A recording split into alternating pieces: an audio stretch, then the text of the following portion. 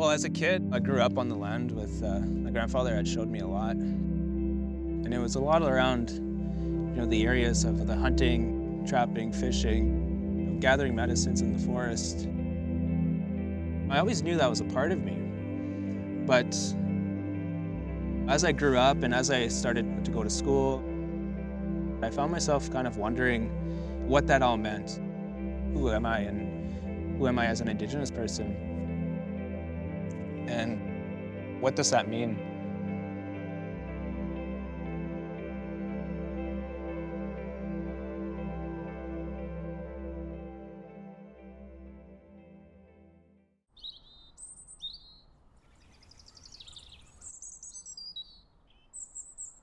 Howdy, my name is Devin Naviu. We're here in Mattagami First Nation. I'm joined alongside my grandfather here, Leonard Naviu, and Chief Chad Busno, and we would like to welcome you to our community. Our Chief Busno is the captain of the tour here this morning. Did you get their tickets?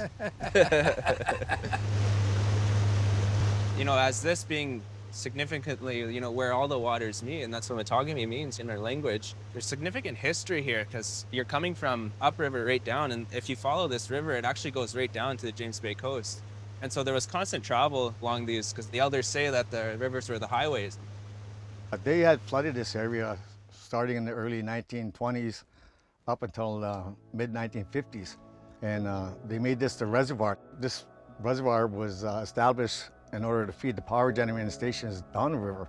The federal government decided to relocate the community in the early 1950s. They were probably upset because they were losing lots of their traditional territories where they used to go hunt and trap.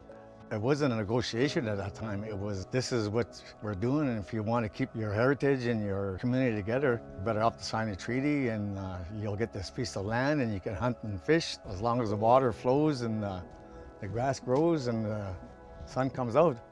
All this land that was ours at one time, now we are subjected to just a small portion of land. We want to let them know this is Indian land. This is our land. It's precious to us. So when I was growing up on the land, we were doing things that, we as Indigenous people do, the hunting, the trapping, the fishing. But I didn't really start to understand, what actually happened to our people during that time, especially, with all the forced assimilation, the banning of potlatches, So I was always wondering, where's that cultural component? And what does that cultural component even mean? So I started to really, dive into it. And there was a whole part of it that I was kind of missing. That part of it was that colonial history and what our people have went through. I think a lot of that was kind of sheltered from us. I started understanding our struggles and understanding why things were the way they were. My mother was part of the residential school.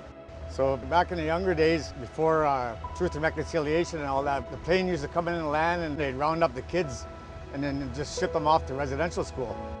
I didn't get to go to the residential school because of my father kept me in the bush. He knew that the government were taking the kids away from our parents, eh? Our generation, our younger generation, they lost their culture, and a lot of them lost their language. Leonard not only teaches his grandkids and his family members, he's also a respectable elder in the community that shares his knowledge with our school kids now. The knowledge that he showed his son now utilizes that knowledge on our summer and fall youth camps. While we're walking down the trail in the wintertime, he got off the trail. I see him scraping that mountain ash bark off that tree. He said, "Put that in your hand and smell it," he said. We're walking down the trail, he turned around and said, "How's your headache?" "Oh, I forgot about it. I got no more headache," I said. He'll take them there and teach them how to set nets and clean fish and trap beavers. So it's like cultural revitalization is what we call it there, to get our kids back to our grassroots and continue with our traditions and our teachings that Leonard learned from his grandparents and the grandparents before him. 1, 2, 3, 4, 5, 6, 7, 8, 9, 10, 11. Okay, basic, nijan, sin, niwan, nanan, kutachin, nizachin, shachin, shangatachin, batachin, and right up to 11 is the batachin, so basic. Okay, everybody now. Basic, nijan, nisin, New one, I find that when they're small like that, they catch the word right away. And they'll be talking around them, among themselves after, and they pick up pretty fast. Back in the younger days, our elders were able to come right off the shore here and fish with just a rope off the side of their canoe and catch enough feed to feed their families.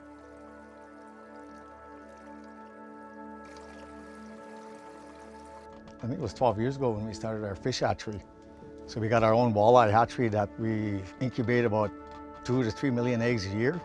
And once they hatch, we release them back out into the lake to repopulate and regenerate the lake, and the success is showing. All right, so this is Mattagami First Nation Fish Hatchery. And this is something that, the community's been working on. It's a community effort, right? And this is an important initiative that, helps sustain the lake. We're making a positive impact to bring that population up for our future generations.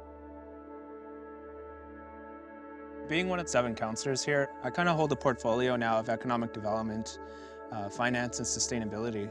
Mattagami's been doing a lot of work within that space lately, especially with all the mining activity happening within our territory. And the biggest thing for us is to look at these developments and to see how we can participate in a meaningful way. Our goal is to develop strong relationships. How can everyone participate in that so, there's benefits for everyone? Well, this has been going on for a really long time with SGS and Mattagami First Nations.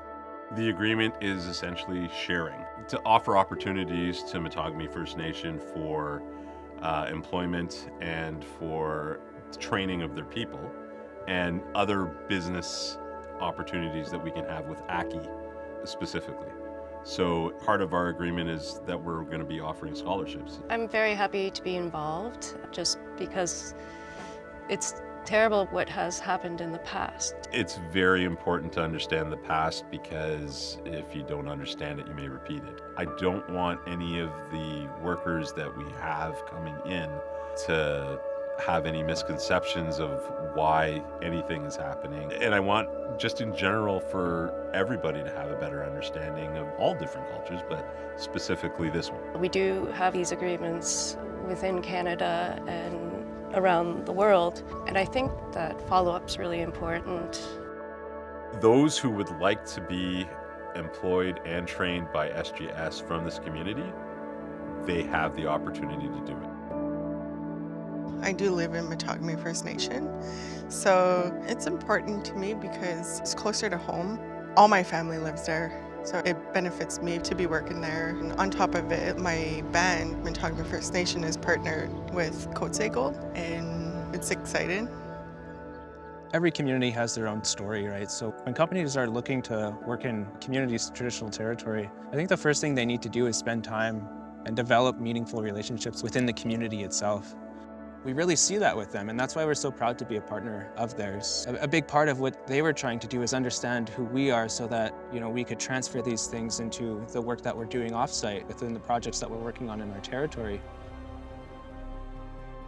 There's so many stories that are out there from different members of our community, and I always say we should have documented this years and years ago, and we could probably have a book right now of the memories that our elders had to endure. Sometimes you're just fishing and you wonder about who was fishing here before me, right? I'm really impressed of him, what he's doing for our community. He's one of our leaders. He's starting to know the loss that we had to our culture. You see some of that coming back. I see that coming back too now. We'll be getting our culture back, and our languages are coming back slowly. Oh yeah, there's hope there. It shows quite a bit what they're doing to improve our reserve here. There's a big change that's coming. It's only going to get better, I think. I could see it. I could see it coming.